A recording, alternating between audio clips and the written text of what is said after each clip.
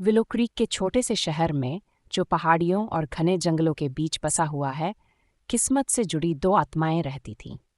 Emily शहर की librarian थी, एक शांत स्वभाव वाली महिला जिसका किताबों के प्रति प्रेम शहर के मैकेनिक जैक के प्रति उसके प्रेम से ही कमतर था। जैक एक कठोर व्यक्ति था जिसके हाथ तेल से सने हुए थे और उसका दिल केवल एमिली के लिए धड़कता था। वे बचपन से ही एक दूसरे से अविभाज्य थे, सबसे अच्छे दोस्त के रूप में बड़े हुए और बाद में एक दूसरे से गहराई से प्यार करने लगे।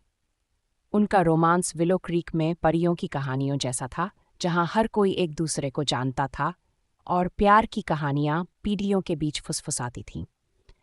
लेकिन जैसा कि अक्सर होता है, जीवन ने एक अप्रत्याशित मोड़ लिया। जैक, जो छोटे शहर की सीमाओं से परे जीवन की लालसा रखता था, को शहर की एक प्रतिष्ठित कार कंपनी से नौकरी का प्रस्ताव मिला। यह उसका सपना सच होने जैसा था। फिर भी इसका मतलब था कि वह सब कुछ पीछे छोड़ देगा जिसे वह जानता था, एमिली सहित। जाने से एक रात पहले जैक नदी के किनारे पुराने ओक के पेड़ के नीचे एमिली से मिला, उनका गुप्त स्थान जहां उन्होंने अनगिनत सपने साझा किए थे। ऊपर तारे टिमटिमा रहे थे, लेकिन हवा में अनकहे शब्द भरे हुए थे।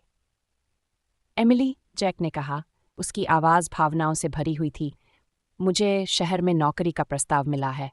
यह वह सब है जो मैं चाहता था, लेकिन मैं तुम्हें खोना नहीं चाहता। एमिली का दिल उसके शब्दों से टूट गया।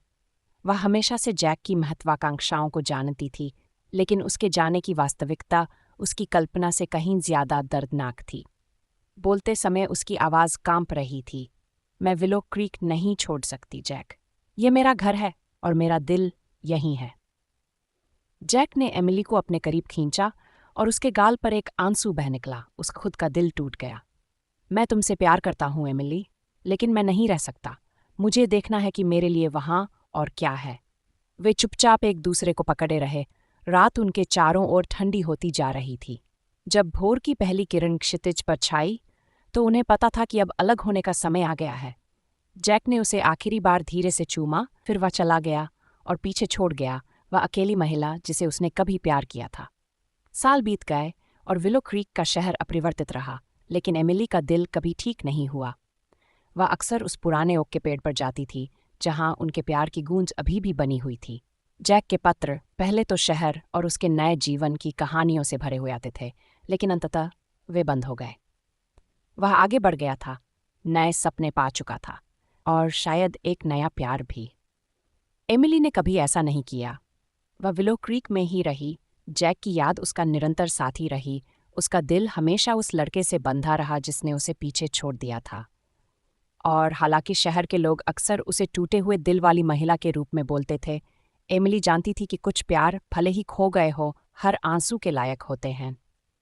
क्योंकि उसके मन के शांत कोनों में, पुराने ओक के पेड़ की छाया में, जैक का प्यार हमेशा उसका रहेगा, एक ऐसे प्यार की कड़वी मीठी याद जिसे कभी बुलाया नहीं जा सकता।